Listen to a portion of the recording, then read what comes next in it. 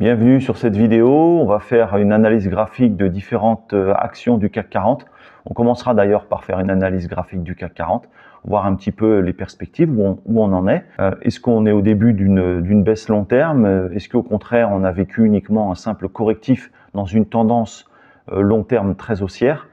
Donc je te partage ça et ensuite on va regarder différentes actions. Donc on analysera entre autres Air Liquide, LVMH, Pernod Ricard, Essilor et d'autres actions.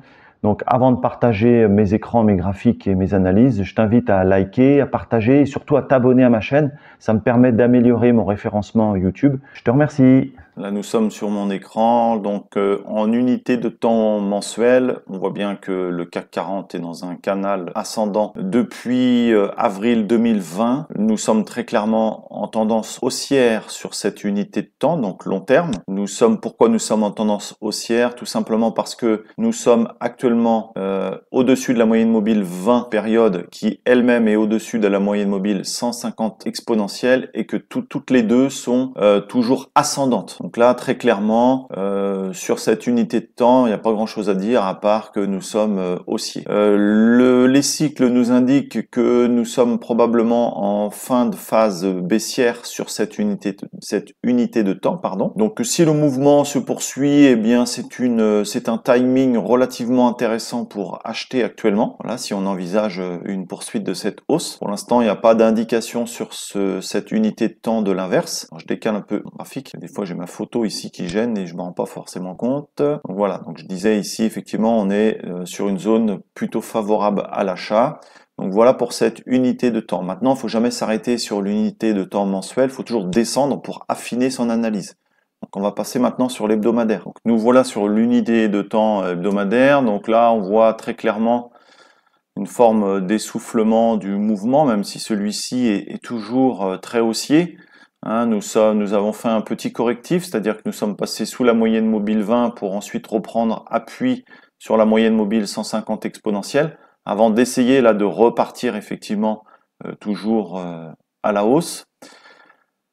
Alors, je dis essoufflement parce que là, il faudra voir comment les cours vont réagir au contact de la moyenne mobile 20 périodes, puisque je vois un essoufflement, moi, sur les cycles, où là, il y a un peu moins de rythme, c'est-à-dire que les impulsions sont un petit peu moins fortes.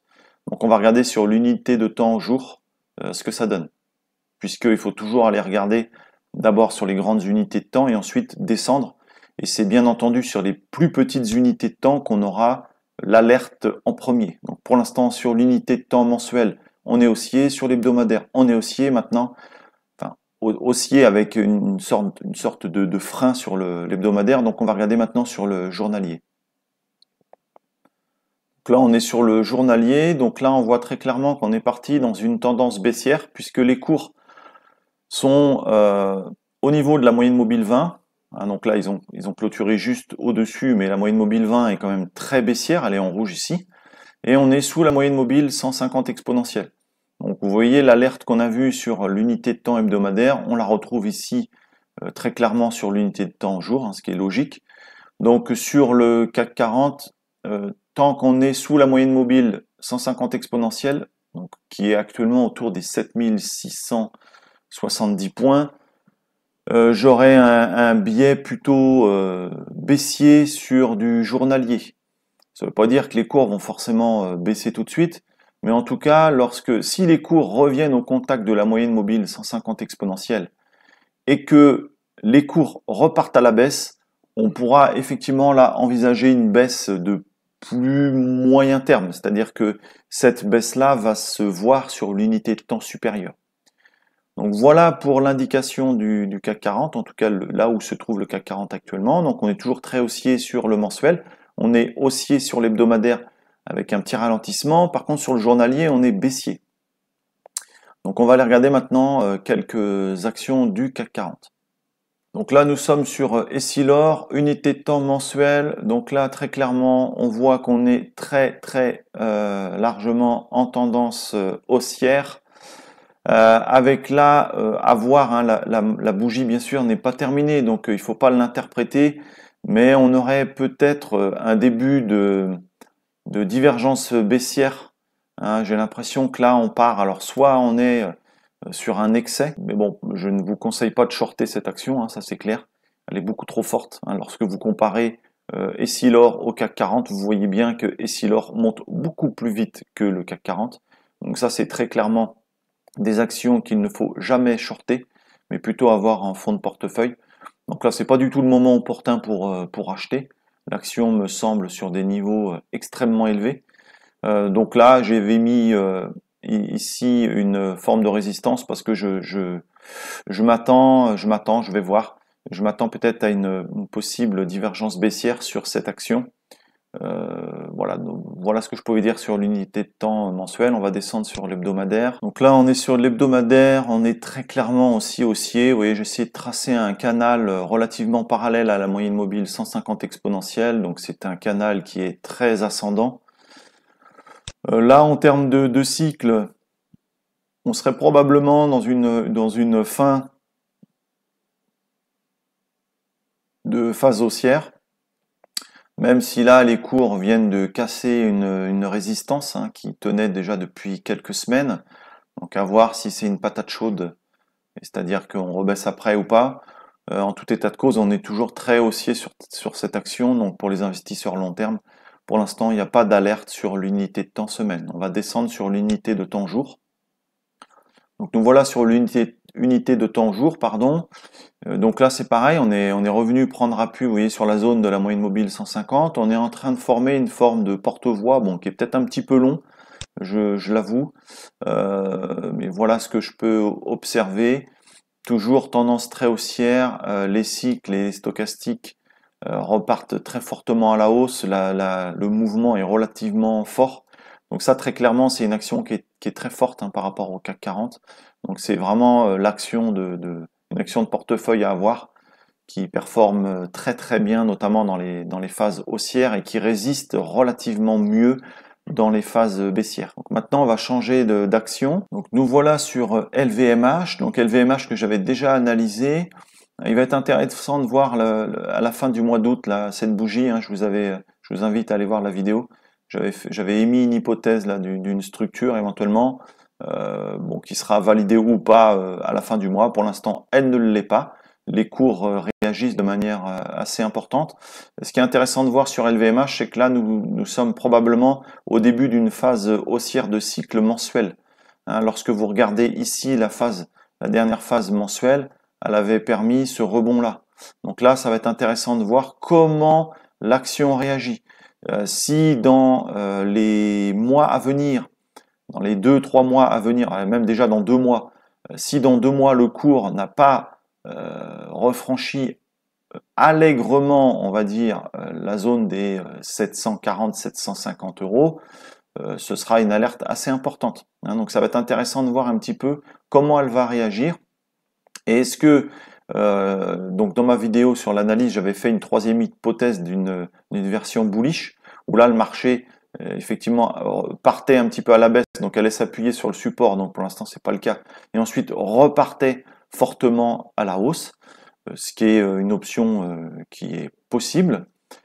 C'est pas forcément celle qui est ma favorite pour l'instant, mais sait-on jamais, hein, j'espère avoir tort pour ceux qui sont investis dessus. Donc voilà peut-être une zone pour ceux qui veulent investir sur le long terme LVMH. En tout cas, en termes de timing, ça semble être pas trop mal actuellement.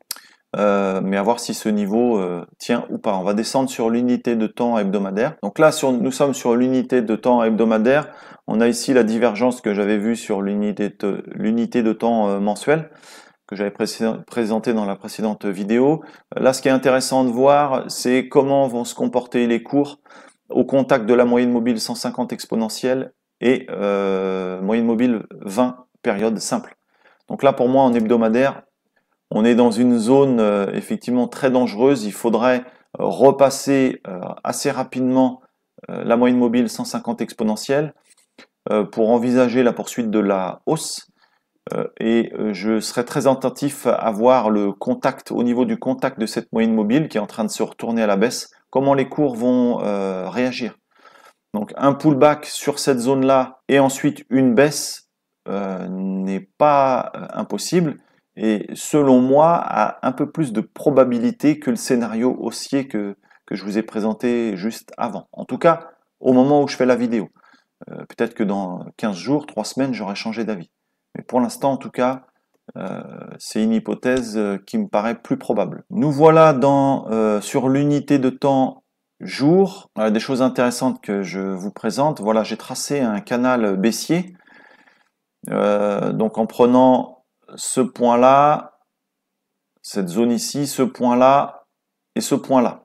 Vous voyez, donc au départ, le canal me semble relativement bien tracé, relativement parallèle à la moyenne mobile 20 périodes. Ce qui est intéressant d'observer, c'est deux choses. La première chose, il y a eu une accélération baissière des cours, avec, vous voyez, la moyenne mobile 20 qui descend beaucoup plus vite sur la partie, là, sur la fin de période, qu'au début. Et, donc ça c'est une indication, une accélération du mouvement, mais ce qui me paraît très intéressant d'observer, c'est ça. Une sortie par le bas du canal. Donc ça, c'est quelquefois typique de fin de mouvement. Alors quand je dis fin de mouvement, c'est fin de mouvement sur l'unité de temps en question. Donc fin de mouvement sur l'unité de temps jour. On est sur le 1 jour. Ça ne veut pas dire fin du mouvement baissier et on repart à la hausse sur l'unité de temps mensuelle. Pardon, je bégaye.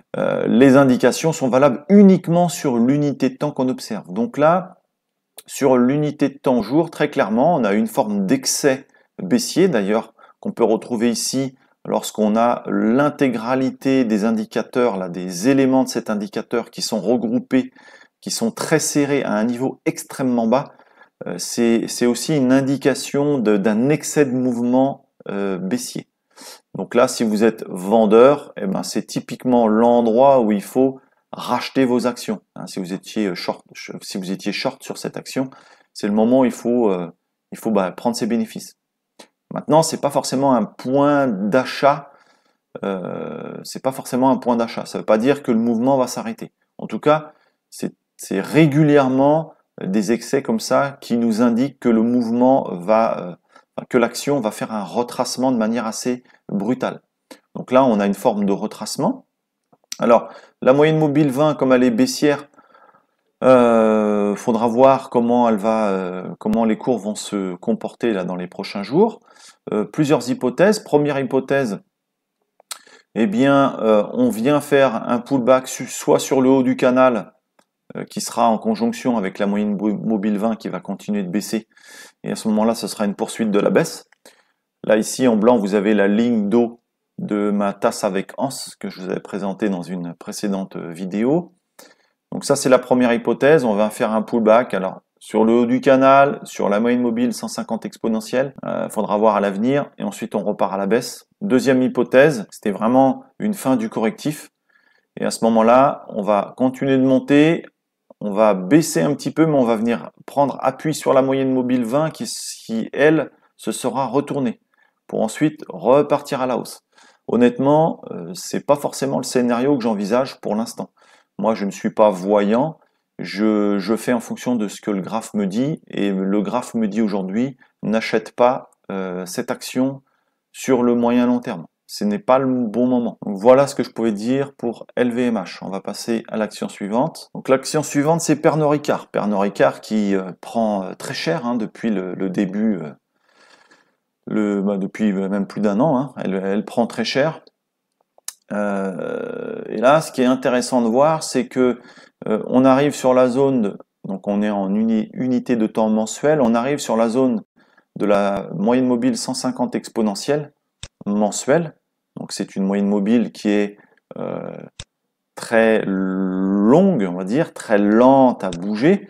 Vous voyez que sur cette action-là, on est venu prendre appui uniquement en 2009. Depuis, on a toujours été très largement au-dessus de la moyenne mobile 150 et avec la moyenne mobile 20 qui accompagnait relativement bien les cours, je dirais jusque en 2019. Donc quasiment pendant 10 ans, la moyenne mobile 20 a bien accompagné les cours. On voit qu'on a fait ici une incursion sous la moyenne mobile 20, qu'on est venu prendre appui ici sur une ancienne résistance. Voilà. et qu'ensuite on est reparti à la hausse, faisant ici une forme de double sommet avec une divergence baissière ici sur mon indicateur de cycle, donc qui indiquait effectivement qu'il était difficile de passer cette zone. Donc voilà, faut pas, quand c'est comme ça, soit faut prendre ses bénéfices si on est actionnaire, soit il faut pas acheter si on a envie de rentrer sur cette action. Donc on a eu un correctif, on est passé sous la moyenne mobile 20, mais c'est vrai que c'est allé très vite sur la moyenne mobile 150 qui est en train de s'aplatir.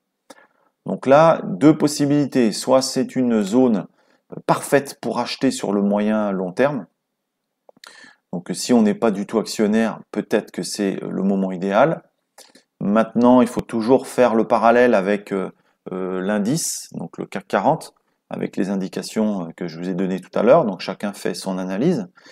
Donc ça, c'est pourquoi pas une indication intéressante pour un investisseur à moyen long terme. Après, ce qui est intéressant de voir, c'est quand même la structure qui a été extrêmement rapide.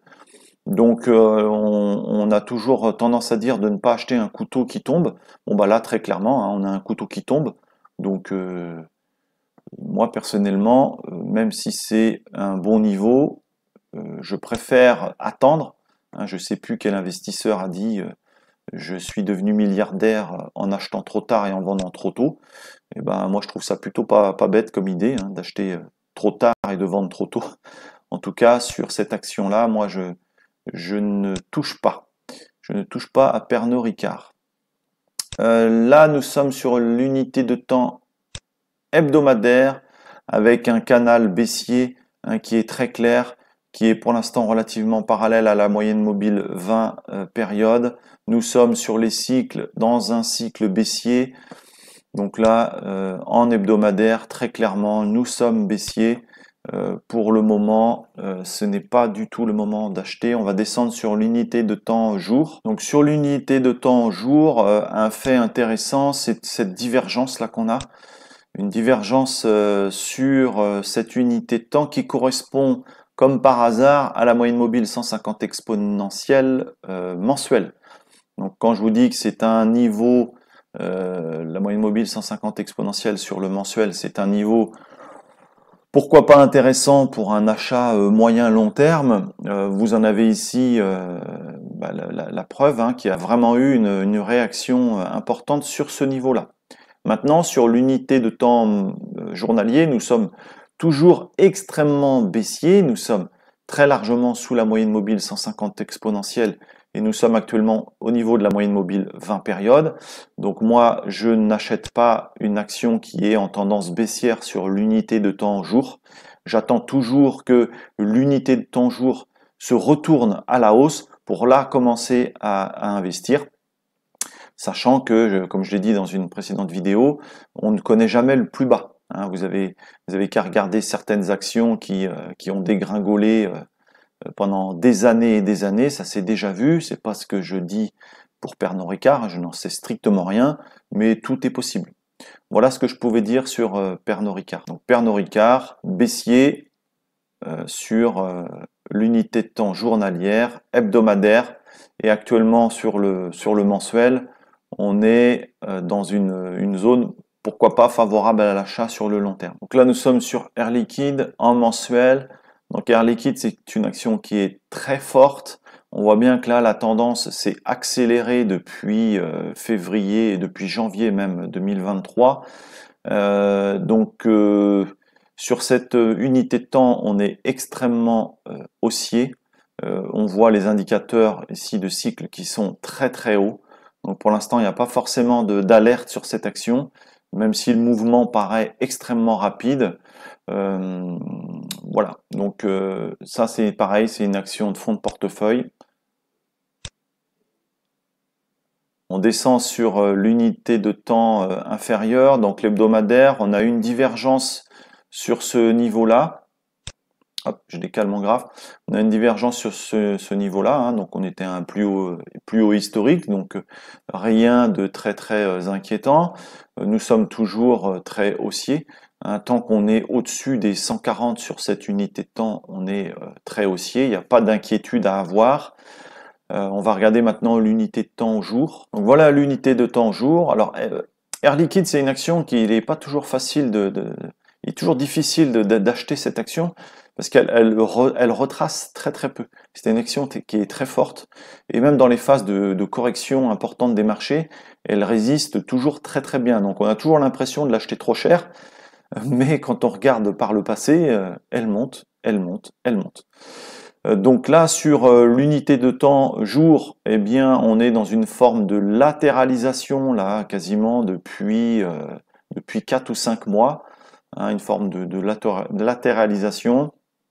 Donc c'est une action, voilà, avec une zone ici, moi que j'ai tracé une zone de support intéressant. Donc voilà ce que je peux dire sur Air Liquide. Donc Air Liquide toujours haussier.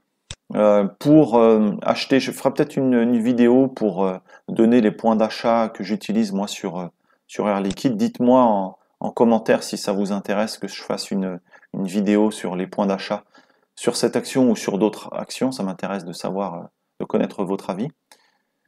Voilà ce que je pouvais dire sur Air Liquide. On peut aussi constater, là je vais tracer rapidement une petite oblique.